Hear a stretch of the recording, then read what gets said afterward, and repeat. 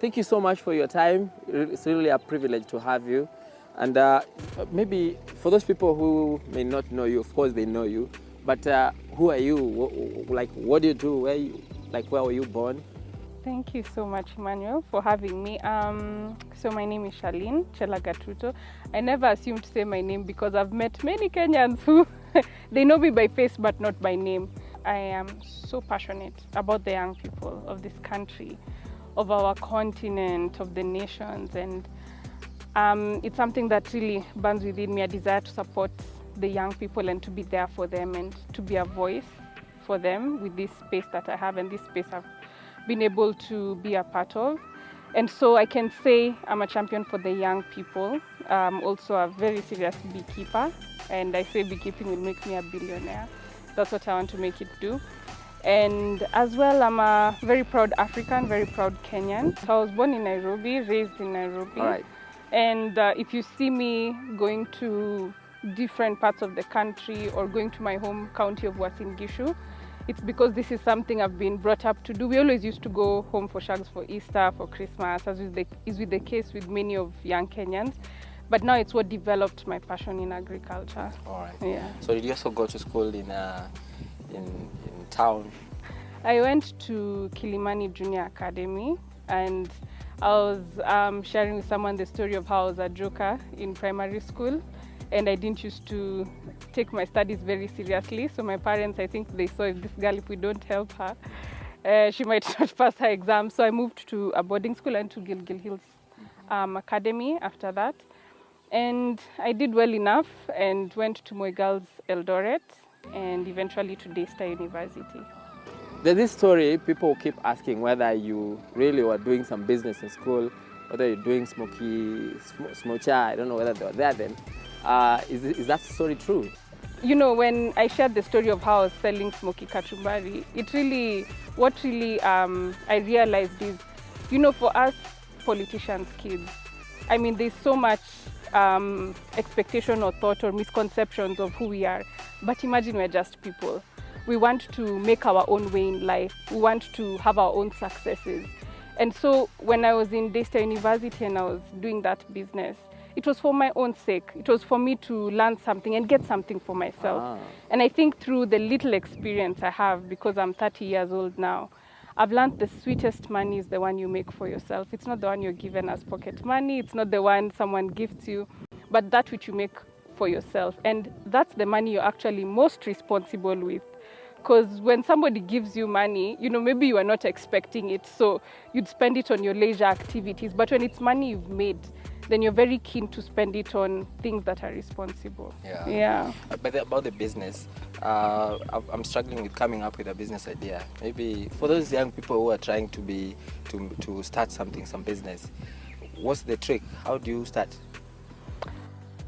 Wow, there's so much someone can do business-wise. I think it depends on what you're exposed to. Like I shared with you earlier, I'm from an agricultural background, so I've been exposed to agriculture. So then my business area has come around that. So I think it depends on what you're exposed to, what you're interested in, because you could be exposed to something but you're not interested in it.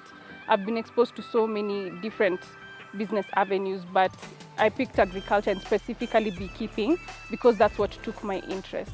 So exposure, interest, mentorship is also very important, because even as I run my business, I always consult with my father, I consult with my mother, they're my biggest mentors.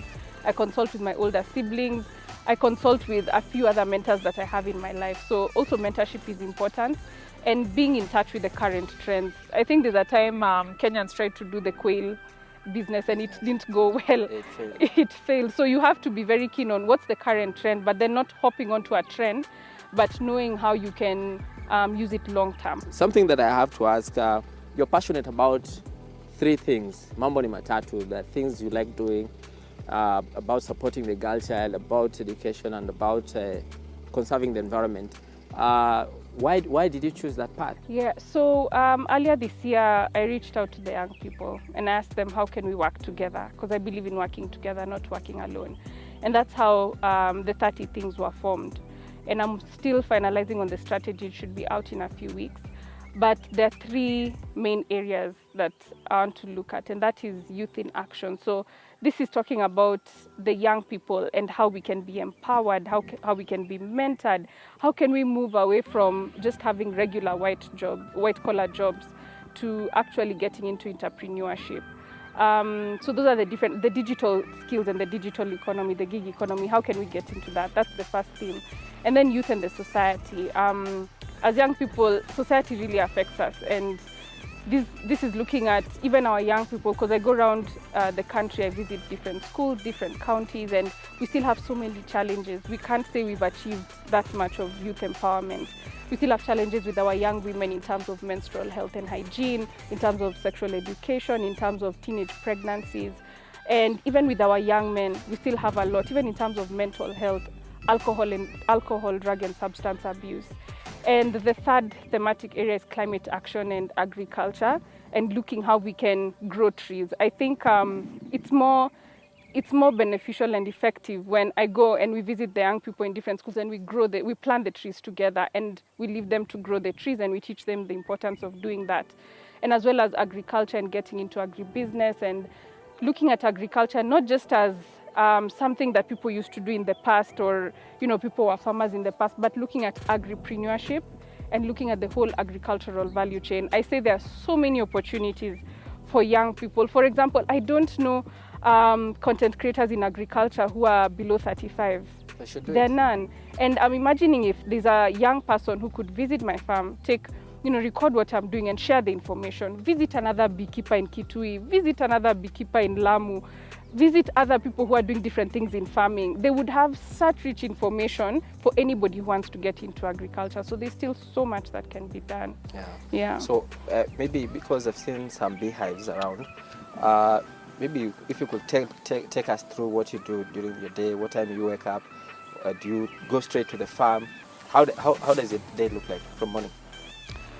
When I come to the farm, and when it comes to beekeeping needs to be done very early in the morning or late in the evening. So when we want to go and check the bees, we start off at around 5:30, because it takes a while to prep and get ready depending on how many people are getting into the beehives. So we have to wear the right attire, we have to do safety checks, because we don't want anyone having a breach.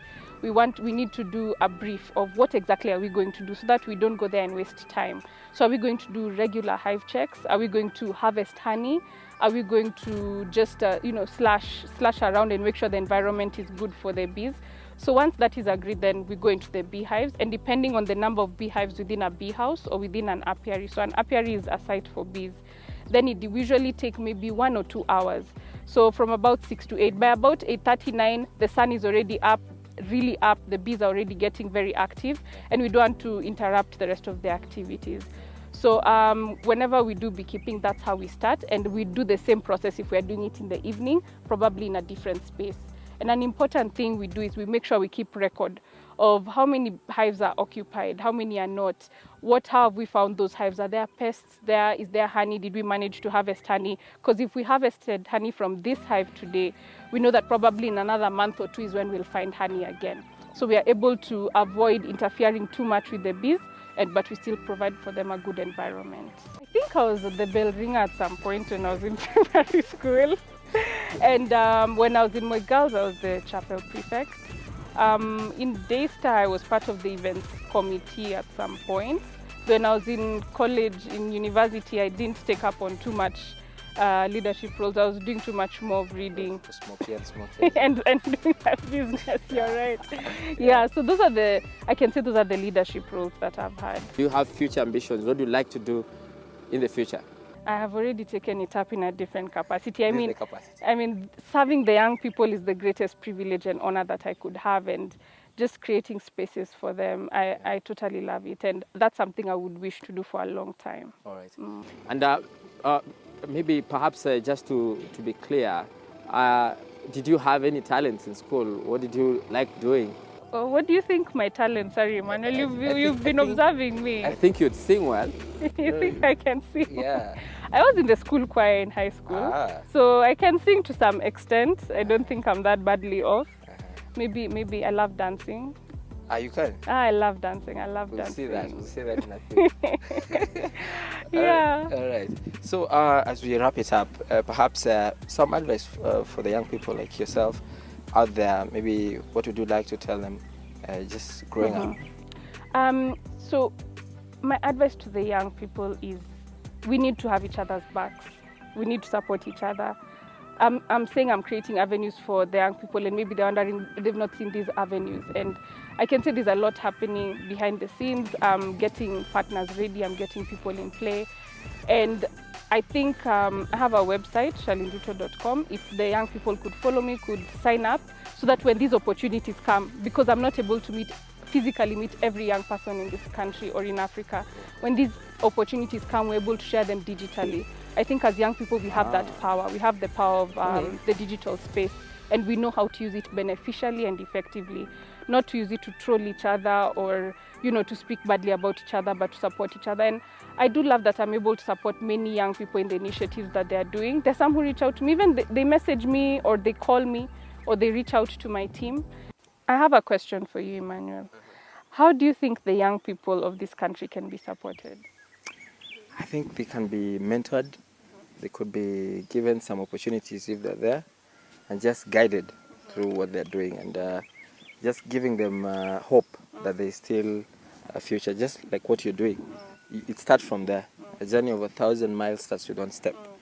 So the step you're taking should be the steps that the other people should take. Thank you. I'm so grateful. Thank you. All right. That has been Charlene Ruto. As she says, she is a champion of the youth, and she's trying to reach out to as many people as possible to try and bring them together to champion and lead the cause towards just improving on what we already have as the youth, and continuing to, of course, help the youth be better from where they are.